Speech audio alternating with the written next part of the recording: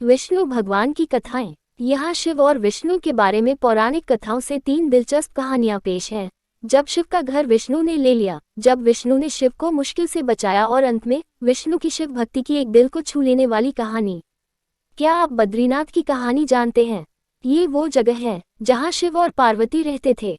यह उनका घर था। एक दिन नारायण यानी विष्णु के पास नारद गए और बोले, आप मानवता के लिए एक खराब मिसाल हैं। आप हर समय शेषनाग के ऊपर लेटे रहते हैं। आपकी पत्नी लक्ष्मी हमेशा आपकी सेवा में लगी रहती है और आपको लाड करती रहती है। इस ग्रह के अन्य प्राणियों के लिए आप अच्छी मिसाल नहीं बन पा रहे हैं। आपको सृष्टि के सभी जीवों के लिए कुछ अर्थपूर्ण कार्य करना चाहिए।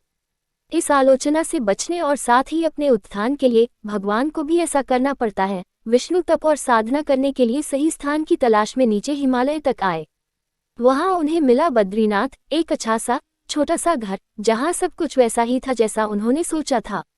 साधना के लिए सबसे आदर्श जगह लगी उन्हें ये। वो उस घर के अंदर गए। घुसते ही उन्हें पता चल गया कि यह तो शिव का निवास है और वह तो बड़े खतरनाक व्यक्ति हैं। अगर उन्हें गुस्सा आ गया तो वह आपका ही नहीं, खुद का भी गला काट सकते हैं। ऐसे में नारायण ने खुद को एक छोटे से बच्चे के रूप में बदल लिया और घर के सामने बैठ गए। उस वक्त शिव और पार्वती बाहर कहीं टहलने गए थे। जब वे घर वापस लौटे तो उन्होंने देखा कि एक छोटा सा बच्चा जोर जोर से रो रहा है। पार्वती को दया आ गई। उन्होंने बच्चे को उठाने की कोशिश की। शिव ने पार्वती को रोकते हुए कहा, इस बच्चे को मत छूना। पार्वती ने कहा, कितने क्रूर हैं आप, कैसी नासमझी की बात कर रहे हैं। मैं तो इस बच्चे को उठाने जा रही हूँ, देखिए तो कैसे रो रहा है।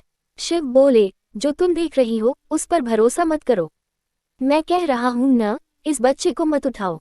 बच्चे के लिए पार्वती की स्त्री सुलभ मनोभावना ने उन्हें शिव की बातों को नहीं मानने दिया। उन्होंने कहा, आप कुछ भी कहें, मुझे कोई फर्क नहीं पड़ता। मेरे अंदर की माँ बच्चे को इस तरह रोते नहीं देख सकती। मैं तो इस बच्चे को जरूर उठाऊंगी। और यह कहकर उन्होंने बच्चे को उठाकर अपनी गोद में ले लिया। बच्चा पार्वती की गोद में आराम से था और शिव की तरफ बहुत ही खुश होकर देख रहा था।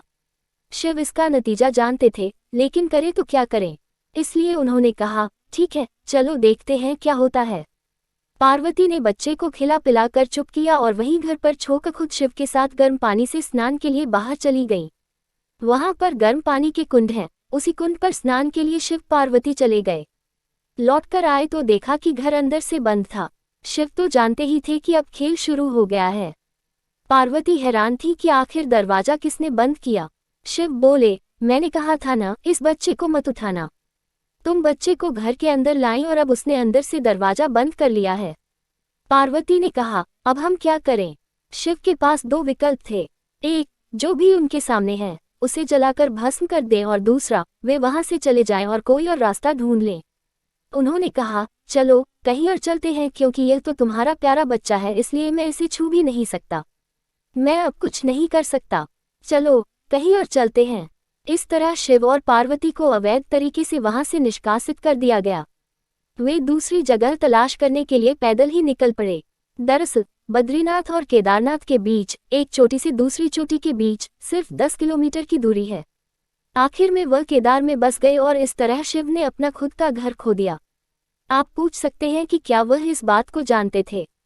आप कई बातों को जानते हैं, लेकिन फिर भी आप उन बातों को अनदेखा कर उन्हें होने देते हैं।